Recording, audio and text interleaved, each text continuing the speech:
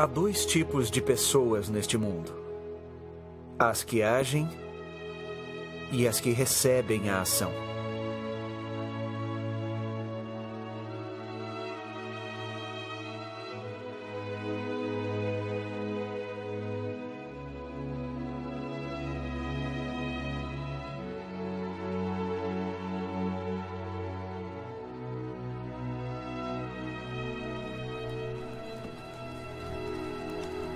Meu pai, John Rowe Moyle, um lapidador, era uma pessoa que sempre agia. Ele e minha mãe, Philippa, se converteram por meio de um cartaz escrito por um inimigo da igreja. Ao lê-lo, meu pai ficou tão curioso que decidiu investigar mais sobre o assunto. Mas tenha certeza que tais acusações são falsas. Eu presto testemunho de que Eles Deus... aceitaram o batismo naquela mesma noite que foram ensinados sobre o Evangelho.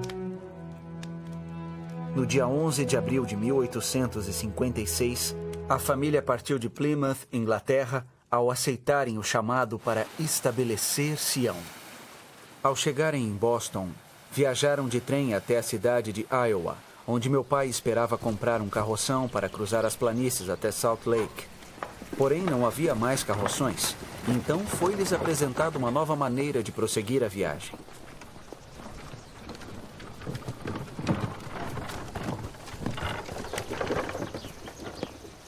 Eles passaram a fazer parte da Companhia de Carrinhos de Mão de Ellsworth, a primeira companhia a tentar a travessia. Desde o começo, a jornada foi muito perigosa. Quinta-feira, 26 de junho de 1856. Viajamos mais de 1 quilômetro. Estava muito quente.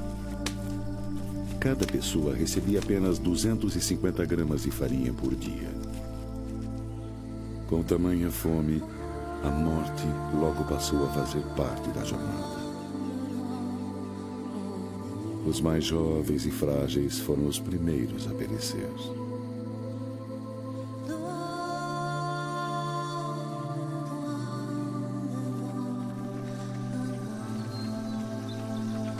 26 de julho de 1856. Um raio matou Henry Walker enquanto ele puxava seu carrinho de mão. O corpo foi carregado por 3 quilômetros até o acampamento, onde foi enterrado. Suas palavras durante uma reunião de oração 2 ou 3 dias antes, ele dissera: preferia morrer segurando meu carrinho de mão, com os olhos fitos na direção de Sião, a desistir e acabar à beira da estrada.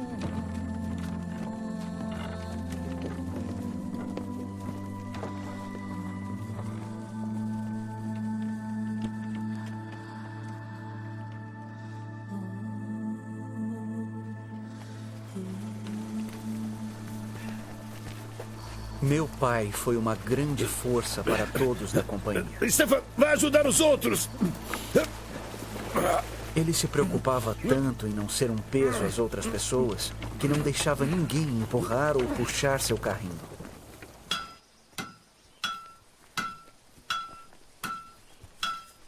No dia 26 de setembro de 1856, finalmente chegaram ao Vale do Lago Salgado.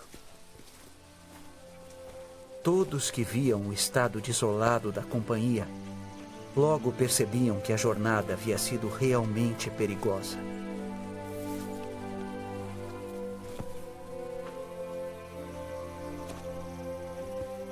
Ao todo, 16 pessoas da companhia haviam morrido. Um dos conselheiros de Brigham Young, Jedediah Grant, chorou ao ver as mãos de meu pai agarradas ao carrinho como garras de um pássaro.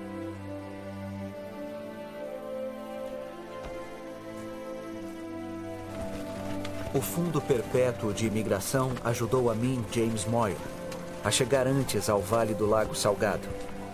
Meu pai ensinara-me a lapidar e eu havia trabalhado e guardado dinheiro para trazer minha família para a América.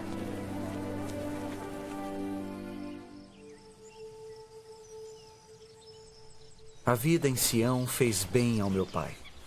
Ele logo recuperou-se e buscou um lugar para se estabelecer. Após orar sinceramente, escolheu uma terra de 65 hectares que, apesar de constantes ameaças de ataques de índios selvagens, pumas e ursos, mais tarde transformou-se na cidade de Alpine, Utah. Não quero cobras perto da minha casa. Uma grande mudança estava prestes a acontecer na vida de meu pai quando o presidente Young chamou-o para trabalhar como lapidador no templo de Salt Lake. John, o terreno do templo fica a mais de 35 quilômetros daqui. Precisamos dos cavalos na fazenda. Como vai fazer para ir e voltar de lá? Você irá a pé? Casei-me muito bem, querida. Você é brilhante.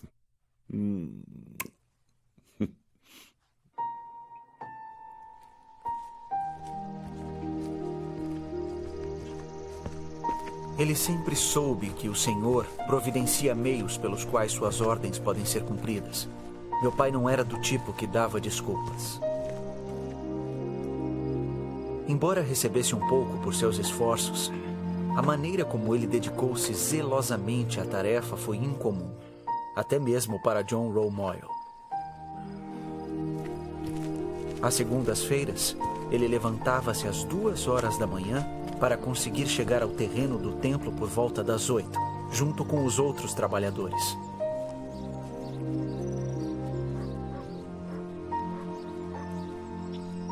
Eu era recém-casado e morava em Salt Lake. Meu pai ficava conosco durante a semana e depois iniciava a jornada de volta para sua casa ao terminar o trabalho na sexta-feira à noite.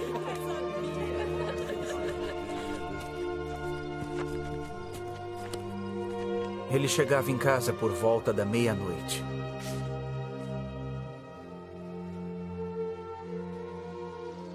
Sábado era o único dia que lhe sobrava para fazer todas as tarefas necessárias a fim de manter a fazenda de 65 hectares.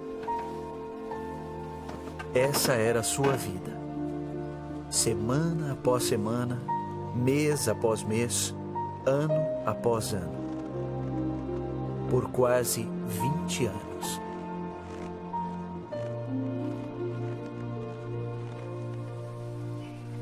Então, um dia, meu pai fez algo que iria mudar o resto de sua vida. Combinado, então.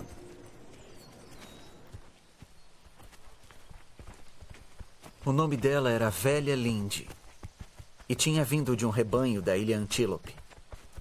Foi a primeira vaca que nossa família conseguiu comprar. Uma vaca que acabou ficando mais cara do que qualquer pessoa poderia imaginar. Meu pai estava trabalhando na linda escadaria circular do templo e voltou para casa mais cedo, a fim de ajudar a família nas tarefas domésticas.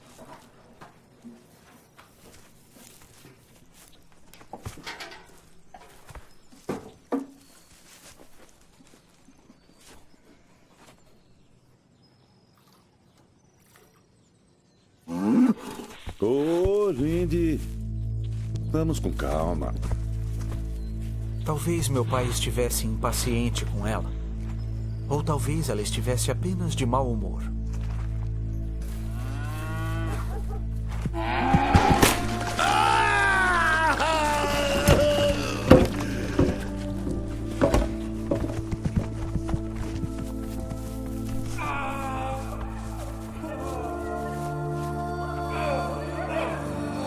O coice de Lindy causou sérias fraturas expostas.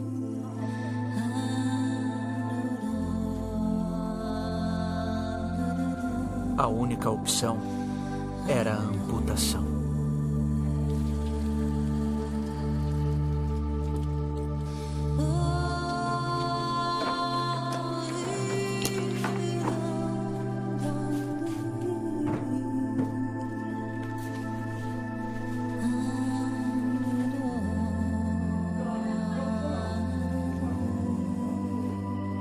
A perna dele foi cortada logo abaixo do joelho com um serrote. Mas embora a amputação tenha sido horrível, o maior medo ainda era o de uma infecção.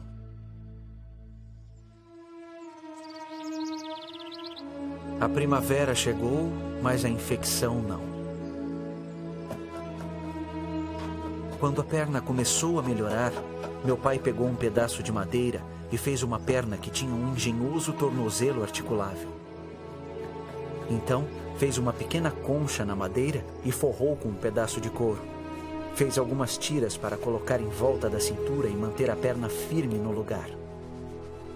Apesar da dor, quando ele conseguia, colocava a perna de madeira e caminhava pela casa.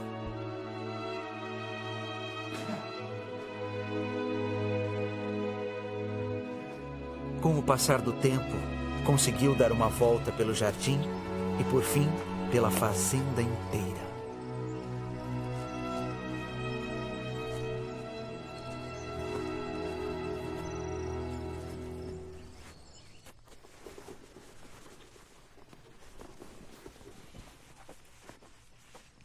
John, o que está fazendo? Estou arrumando a mala. Para ir aonde? Para Salt Lake? Para que ir até Salt Lake? Não me lembro de ter sido dispensado como lapidador. Você se lembra? Querido, há muito trabalho a ser feito no reino aqui mesmo. Você é só um lapidador. Tenho certeza de que o senhor tem gente suficiente em Salt Lake para continuar seu trabalho. Mas o chamado é meu. Raramente os chamados são convenientes, não é mesmo?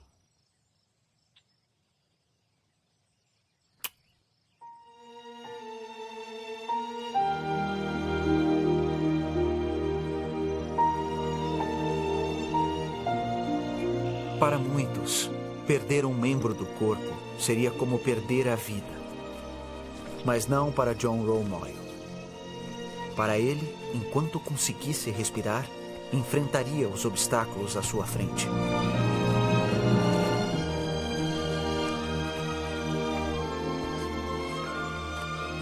Em 1885, John Romoyle resolveu agir mais uma vez. Ele foi mancando pelos 35 quilômetros até o templo de Salt Lake e, com 77 anos de idade, subiu em um andaime de 30 metros de altura para continuar seu trabalho como lapidador do templo. Há dois tipos de pessoas na Terra. Observei meu pai por muitos anos. Ele era do tipo que agia.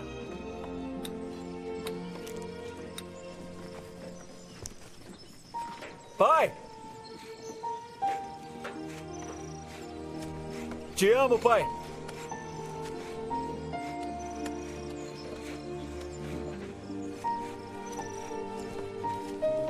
John Romoyle não chegou a ver o templo terminado. Faleceu em 1889, 4 anos antes de sua dedicação. Mas o trabalho de suas mãos, esculpido nas altas paredes do leste do templo e escritas por um profeta há muitos séculos, continua a ser visto por milhões de pessoas. John Romoyle não apenas gravou palavras, ele registrou em pedra aquilo que o motivou a agir. Santidade ao Senhor.